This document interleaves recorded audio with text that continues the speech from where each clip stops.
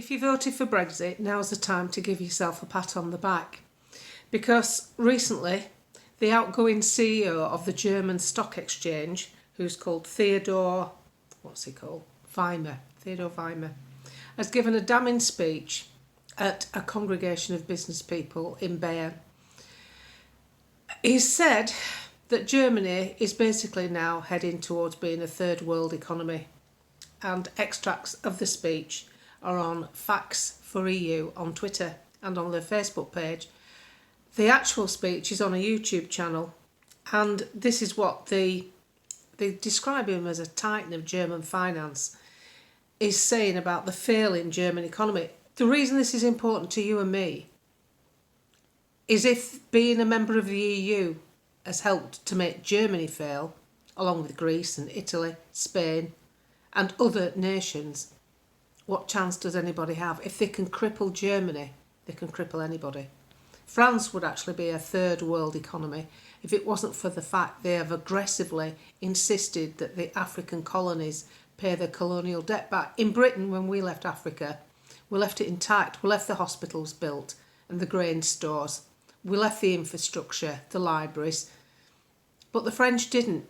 What the French did, because some nations withheld their colonial debt, they decided to make an example of one or two, and they razed the grain stores to the ground with fire, and they demolished the hospitals and trashed equipment when they left. That's what the French did.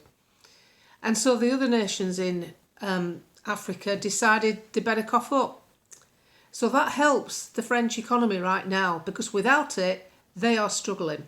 Now, when you add that to Germany, this economic powerhouse of a man who's been respected throughout the world for years has basically blamed the German government. I have now had my 18th meeting with the Vice-Chancellor of the Economics, and I can tell you that it has been a sheer disaster. I have direct knowledge of what international investors are saying about Germany.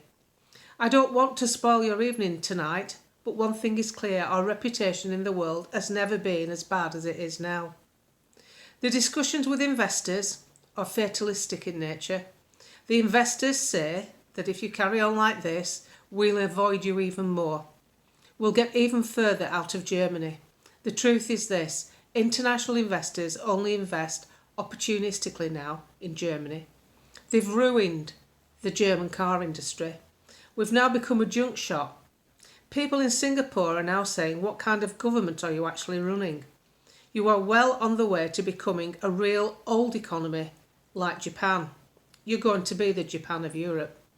You no longer believe in growth. Now, the reason that this kind of stuff's important is we opted out. And no matter how much the people like, what's he called him that loves bloody China? Chancellor, what's he called? Jeremy Hunt, a Remainiac. No matter how much these people try and persuade you that the European Union is a good thing, it is absolutely impossible for that model to work. It's a Ponzi scheme. You have to keep drawing people in to get them to contribute, to pay for all the things you've subjected to. Take Viktor Orban in Hungary.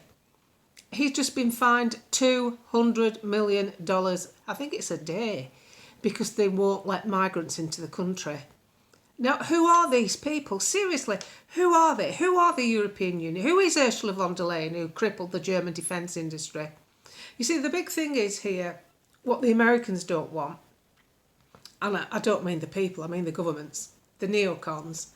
They don't want China, Russia and Germany all cozied up together and Germany buying energy from Russia, gas.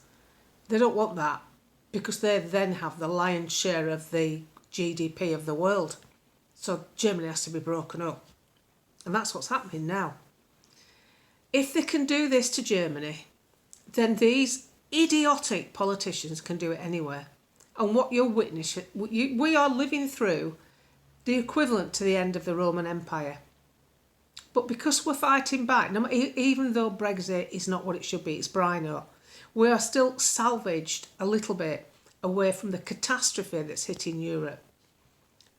And this major pushback of having been officially out, although still hogtied in many ways, is a unique advantage that we could take even more advantage of if we had the right people in power. Even if we didn't have the right people in power, even if we had the right people in opposition. And that's why this vote in this election is so important, not to trust the Tory party. OK, there's going to be odd Tories you can trust that are good local MPs. Andrea Jenkins, for instance, she's got a picture of Nigel Farage on a campaign leaflet. That's telling you all you need to know about her. And we're not going to get all the Tories out, but we'll get enough out so that they're not the lead party. Labour are going to win it. There's no two ways about it. But the economic shifts in Europe mean that Labour in itself aren't strong enough as an entity to have the effect that people think they're going to have on us, because Europe's kicking back. So altogether, who ends up in power in this country right now is not important. What's really, really important is who ends up in those opposition benches. Because the more independent voices we have, the more people away from the big parties, the stronger we become as a people. Because these people can't be whipped into shape.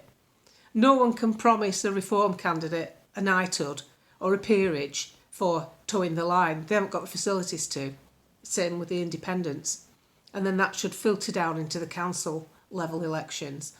So never ever give up hope, because ironically, as countries like Germany weaken, it's living proof that the European model, the political model, is wrong. I love Europe.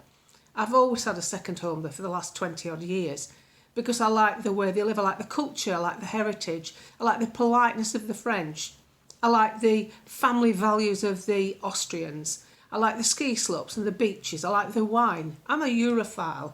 This has nothing to do with loving Europe. This has got everything to do with wanting freedom. And the freedom to live your own life and be the best you can be. Because that's what capitalism's been about. You can set up as a one-man band, plumber, hairdresser, a publican. You can own a restaurant. You don't have to work for a big company. And that's the unique part of Britain, because we have an abundance of small businesses. Most of our GDP is made up by small and medium-sized businesses and the self-employed, not big corporations. So we need to fight all of it together. And the one thing we can do is draw attention to Germany, because people are so quick to call us thick and stupid. And I've had that badge for years. That's why I call myself Chief Gammon on Facebook. If you see a page on Facebook called June Slater, UK Politics Uncovered, all on one page, that's my copycat. He does nothing but upload videos of me. If you go on UK Politics Uncovered on Facebook, the standalone page that I run, there's all sorts of news items on there. I don't just put videos of me up. In fact, you'll struggle to find them because I've taken them all down because of the copycat. So what I'm saying is the pushback is on.